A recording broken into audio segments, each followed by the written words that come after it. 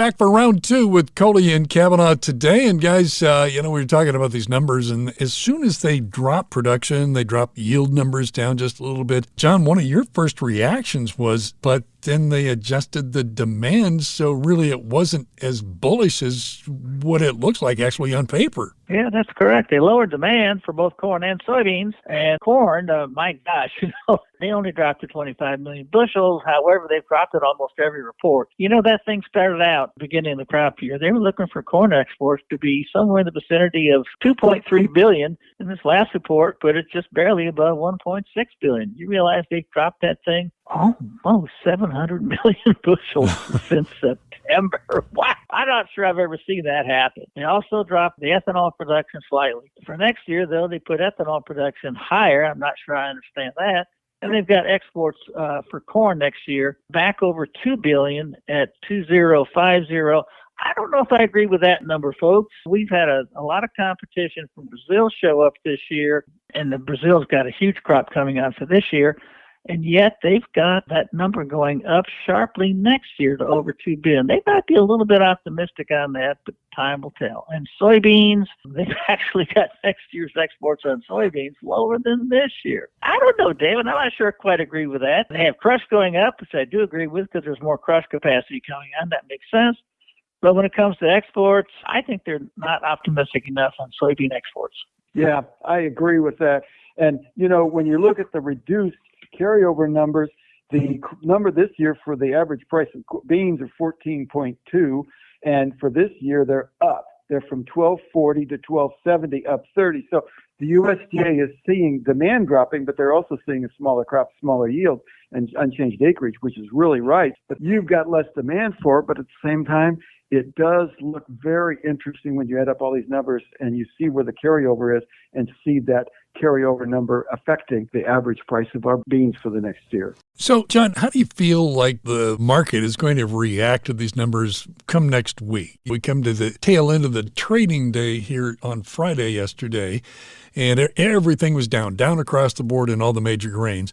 But, you always look at it, and historically, the market changes about 5%, 3 to 5% in the week following one of these forecasts, particularly when they come out on Friday and give everybody a chance to kind of digest it over the weekend and think about it. So what do you expect it to look like as we open trading on Monday morning? I'll tell you what I think. I think that the market was just kind of stabilizing going into this report because, it's a bump in the road. They wanted to get it out of the way.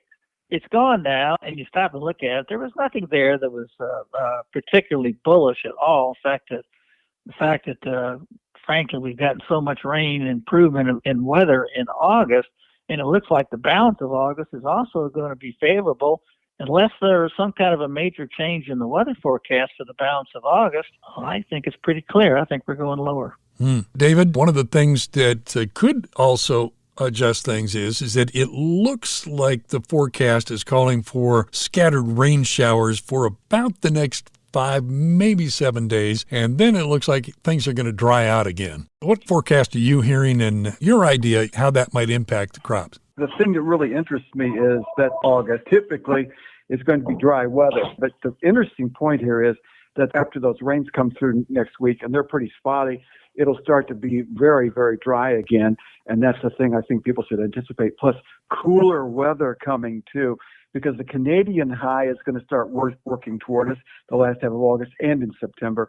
I think that's going to be the main point. It's not going to be lack of rain. It's going to be the cooler temperatures across the belt that we see. And David, if we get some decent rains, the next 5 to 7 days after that, I'm not sure it's going to matter very much. And that's kind of where I was going, as you look at this stuff and you say to yourself, well, okay, how dry does it have to get to really make an impact on things? But in any event, let's move kind of back into this demand conversation, because I think, one of the things we need to be concerned about at least is where are we going to get additional demand, number one, and number two, is it going to be enough to gobble up some of the excess that we've got out there, and specifically, David, about Brazil. Total corn production this year to be 135.4 million metric tons.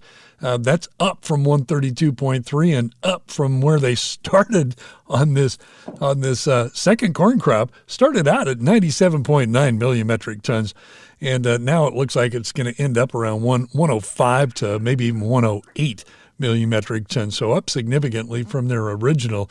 So, you look at crops like that are coming out, you look at the fact that Indiana and Ohio are going to have some record-breaking corn and soybean crops this year. Where are we going to find that extra demand to gobble up all this extra commodities? Yeah, and there's a problem with that, because if you look at Brazil, they're the largest beef exporting area in the world, and they're definitely wanting more corn. They want more milk. They want to feed more cattle because the demand for beef is so strong.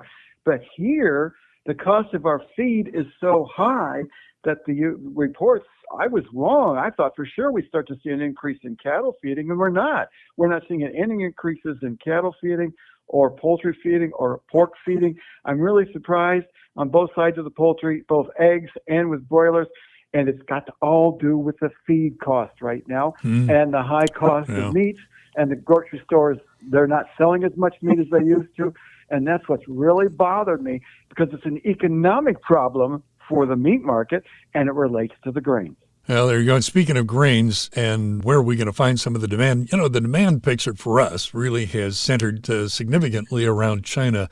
And China has, to a point that David, you were making about the typhoon blowing through there, China's corn and soybean crops were, first of all, they were suffering dramatically from intense drought. And then that switched over to flooding from those heavy rains from the typhoon that came through. And apparently about 500,000 hectares were underwater there. But then on Friday, and John, you and I have talked about this, but Friday, China's ag supply and demand estimates come out, and they left them unchanged. And I'm thinking to myself, hold it now. David was talking about a typhoon. You hear that, and it just seems unlikely that there would be absolutely no damage.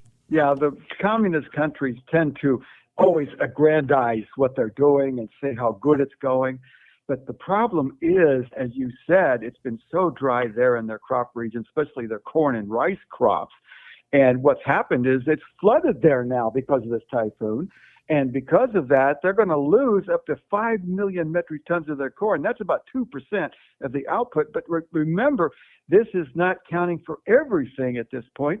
And they're saying a lot of these areas have been affected by flooding.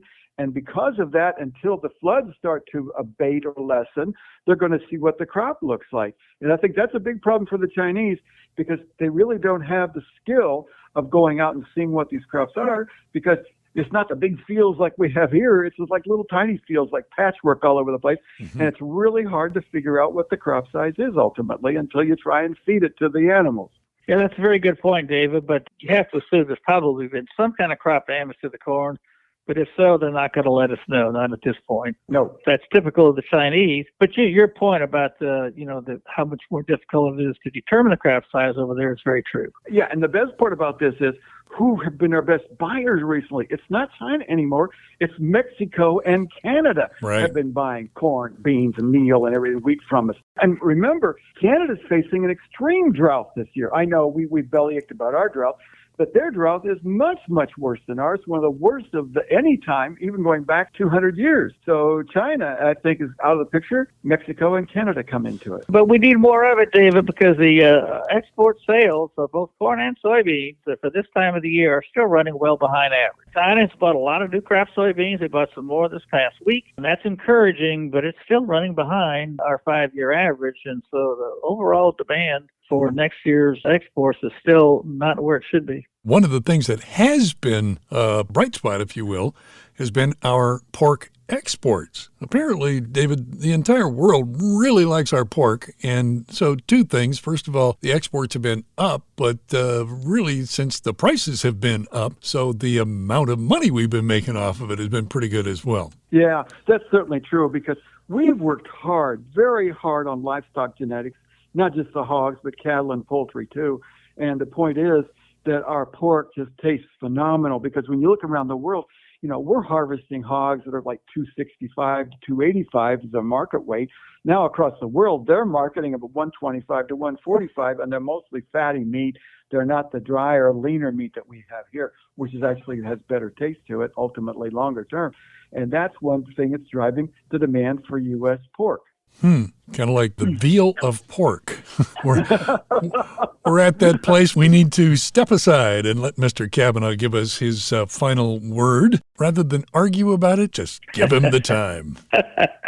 All right. Well, actually, I want to point out some good news. The report on Friday showed that Indiana is looking at matching its previous record production for corn and soybeans with a projected yield of 60 BPA on soybeans and 195 per acre on corn. Wow, that's fantastic. Excellent. However, my final word is very simple. The weather that we've seen in August has been pretty close to ideal, with more coming. So I am going to, and David, I'll take you to task on this, but I believe the numbers we saw Friday for yield and production on corn and beans are the lowest numbers you're going to see this year. Future reports are going to increase yield and production. Yeah, I hear, but not in the Western Corn Belt, and I'm going to stand on that. I think you're being a little too pessimistic. The Western Corn Belt's had some problems, but not as much as the past 2 years, and I think you're exaggerating that one. The visit each week with Kohli and Cavanaugh is made possible by support from the Allen County Farm Bureau. Indiana farm families are working daily to feed our nation, and that makes it hard to go to the state capitol or even Washington, D.C. to deal with the kind of priorities that your Farm Bureau is focused on right now, like the Farm Safety Net, conservation, nutrition, and the Market Access Program, MAP, that helps with demand for all of the commodities that we raise here in the state of Indiana. And when you get a Farm Bureau membership, you're supporting the farmers that feed us. Support your local Farm Bureau with a membership. Go online to itpaystobeamember.org.